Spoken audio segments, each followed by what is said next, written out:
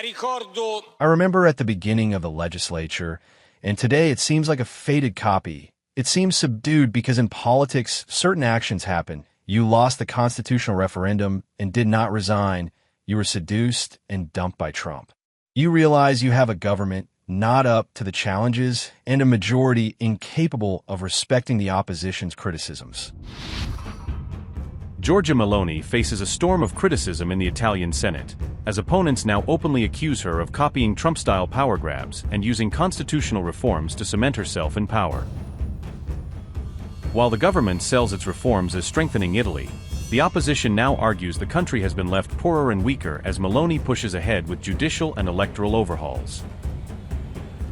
When Matteo Renzi accuses Meloni of being seduced and dumped by Trump, did a sober Senate hearing on the economy suddenly morph into a full-blown political soap opera in Rome? If Meloni promised a stronger Italy at the start of her mandate, are today's senators now throwing that slogan back at her, claiming she's delivered a poorer, more divided country instead? As critics accuse her of weakening judges and boosting political allies, is Italy's Prime Minister now discovering that sweeping reforms can backfire hardest inside her own Senate chamber? The super bonus has messed up the public accounts. It is not just that I agree.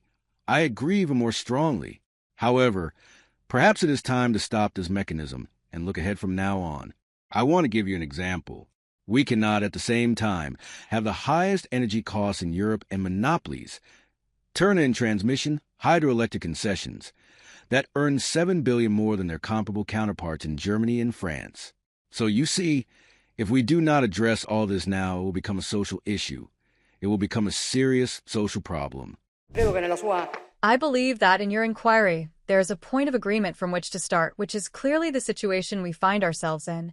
The fact that there is a particularly complex international economic framework and that the geopolitical tensions we continue to experience will have an impact on, and are already impacting growth, energy costs, the competitiveness of businesses, the purchasing power of families, and clearly at a time that is not easy, there should be less room for controversy. We are moving to diversify the technologies, to reduce a dependency that is becoming increasingly dangerous. And then, of course, there are many other issues that can be the subject, which are the subject of a possible discussion with the opposition. I particularly mention the energy issue in the little time I have because I must acknowledge Azione, your party, and you for having tried during difficult times in some major areas.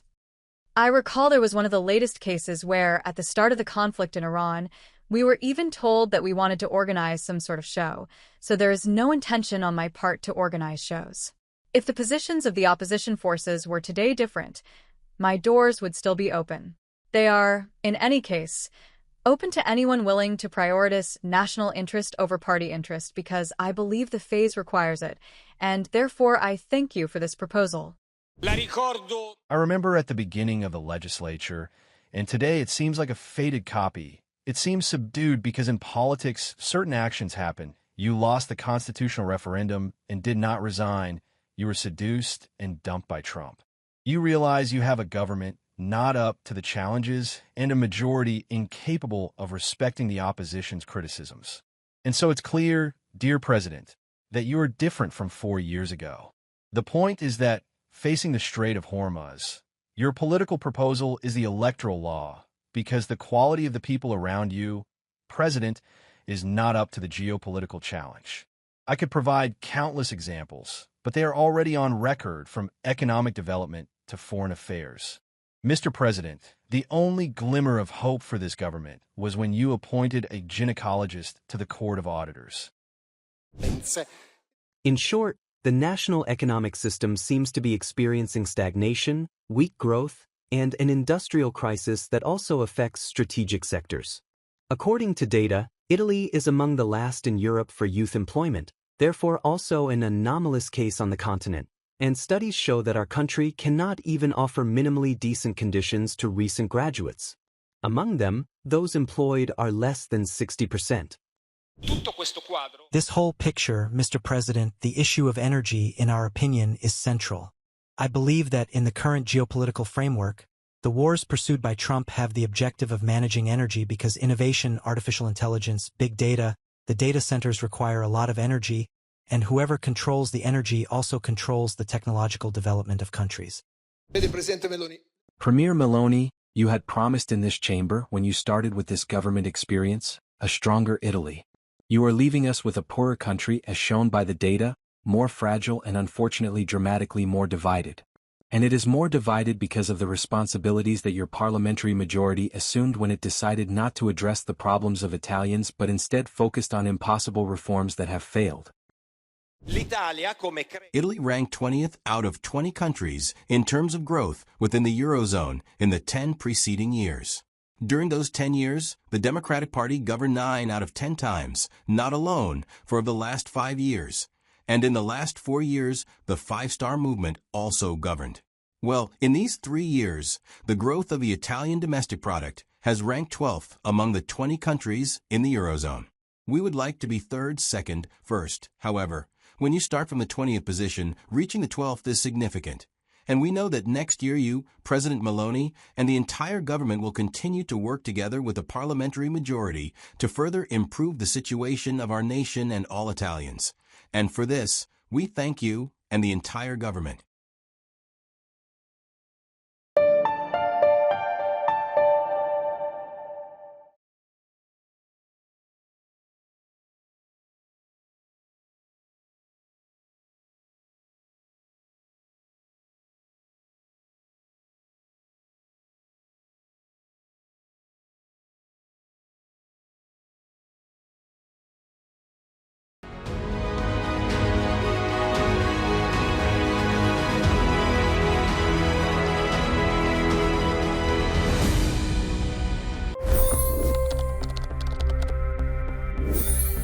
$25 crore गरीब गरीबी को परास्त करके बाहर निकले। For the good of our nation, let's work together and let's truly make America great again. The fastest news breaks. Requested PM saying that we will have to speak to Putin and to Zelensky. The biggest news makers. The relationship with India is probably the most important bilateral relationship the U.S. will have for the rest of this century.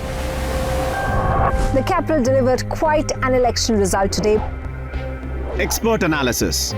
The million-dollar question today is how to stop this dance of death.